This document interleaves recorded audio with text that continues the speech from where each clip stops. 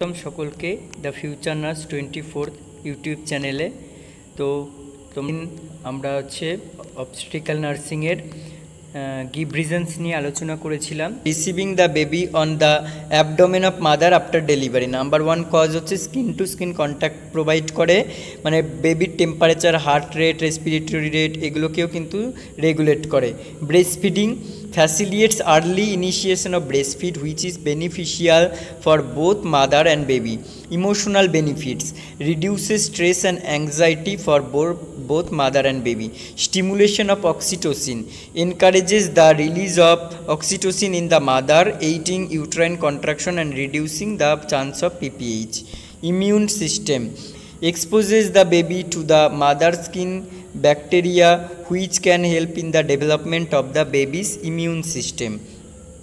Next হচ্ছে advice postnatal exercise to the mother. Advice করতে হবে। 1 নম্বর কি না, ফিজিক্যাল রিকভারি হয়, তাহলে সেগুলো মাকে বলতে হবে যে তারা যদি পোস্টনেটাল পিরিয়ডে যে পোস্টনেটাল এক্সারসাইজগুলো 9টা স্টেপে আছে সেগুলোর যে কোনো কয়েকটা পারফর্ম করলেই হবে। যদি সবকটা করতে পারে তো খুবই ভালো।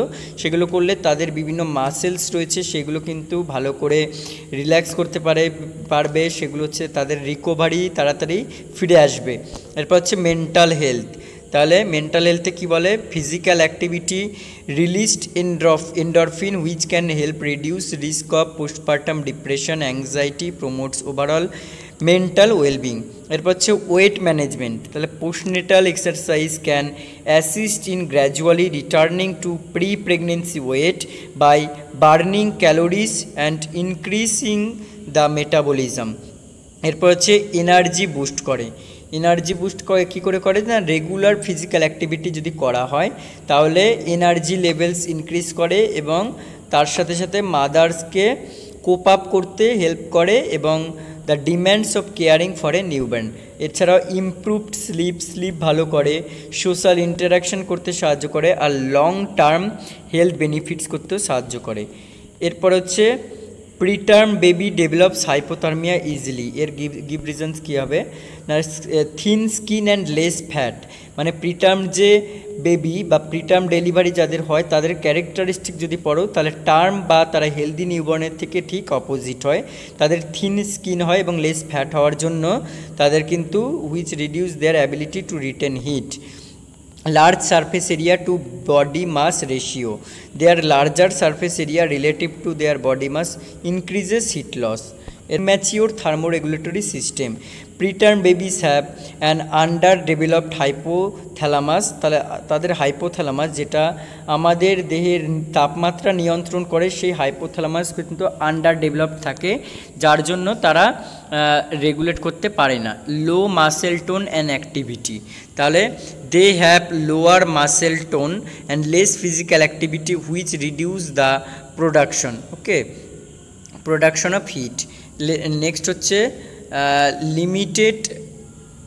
Limited brown fat. তাদের মধ্যে যে ফ্যাট টাইপ থাকে সেটার ব্রাউন ফ্যাটটা অনেকটা কম থাকে। Brown fat which generates heat is less developed in preterm infants leading to reduced non shivering thermogenesis. Environmental exposure. Preterm babies are often exposed to cooler environment, especially immediately after birth, which can exacerbate heat loss.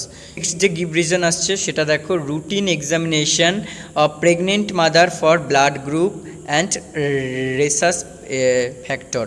বলছে 1 number reasons হচ্ছে preventing haemolytic disease of newborn. বলছে if the mother is RH negative and the baby is RH positive, the mother can develop antibodies against baby RH positive RBC. So routine examination can identify haemolytic diseases. Managing transfusion and medical procedures. বলছে knowing the mother's blood group helps in preparing for potential blood transfusion during delivery or in case of hemorrhage. এরপর হচ্ছে predicting and monitoring risk. কোনো risk থাকলে সেটা predict করা যায় বা monitor করা যায়। বলছে certain blood group are associated with specific pregnancy related risk. Early detection allows for better monitoring and management. Ensuring compatibility. বলছি if the mother needs a blood transfusion during pregnancy or delivery, knowing her blood group ensures that compatible blood is available, reducing the risk of transfusion reaction. অর্থাৎ যদি তাদের PPH হয় বা ডেলিভারির সময় যদি কোনো রকম কমপ্লিকেশানস হয়, তাহলে তাদের ব্লাড গ্রুপ যদি আগে থেকে জানা থাকে বা আরএইচ গ্রুপ যদি জানা থাকে, তাহলে কোনো রকম ট্রান্সফিউশন রিয়াকশন হওয়ার চান্স কমে যায়। প্ল্যানিং ফর ফিউচার প্রেগনেন্সি, বলছে knowing RH status helps in planning for future pregnancy. এরপরের গিফট রিজনস দেখো, চেকিং ডিস্ক নং of both mother and baby at discharge. ডিসচার্জের সময় অবশ্যই মা এবং বাচ্চার ডিস্ক নাম্বার মিলিয়ে কিন্তু তাদের ডিসচার্জ ছাড়া হয়। 1 নাম্বার কারণ হচ্ছে আইডেন্টিফাই ভেরিফিকেশনস। তাহলে যখন থেকেই বাচ্চা হচ্ছে থেকে বেরিয়ে এসে ওয়ার্ল্ডে চলে আসলো, তখন থেকে কিন্তু তার হাতে এবং মায়ের হাতে disc number, same disc number বেঁধে দেওয়া যায়। কিসের জন্য? ভেরিফিকেশনসের জন্য আর আইডেন্টিটির জন্য। তাহলে ensures that the correct baby is matched with correct mother, preventing mix up. Safety helps in maintaining accurate medical records, ensuring that the right treatments, medications and care plans are provided.